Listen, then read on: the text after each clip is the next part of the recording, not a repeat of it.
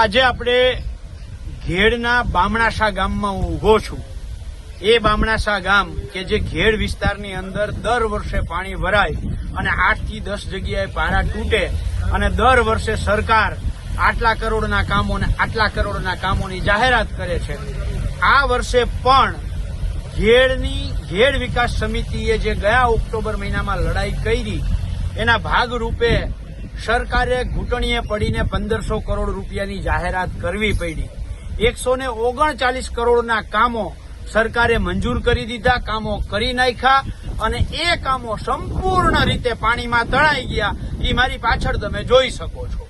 એટલે આ મનસુખભાઈ માંડવિયા કેન્દ્રીય મંત્રી અને આ વિસ્તારના સંસદ સભ્યશ્રી, માનનીય અર્જુનભાઈ મોઢવાડિયા, માનનીય દેવાભાઈ માલમ, માનનીય અરવિંદભાઈ લાડાણી, આ ત્રણેય ધારાસભ્યો અને માનનીય સિંચાઈ મંત્રી કુંવરજીભાઈ બાવળિયા ને મારો સીધો સવાલ છે, જે મેં ગત મે મહિનામાં પૂછ્યો હતો કે આ 139 કરોડ તમે વાપર્યા છે ક્યાં, એનો જવાબ આપો।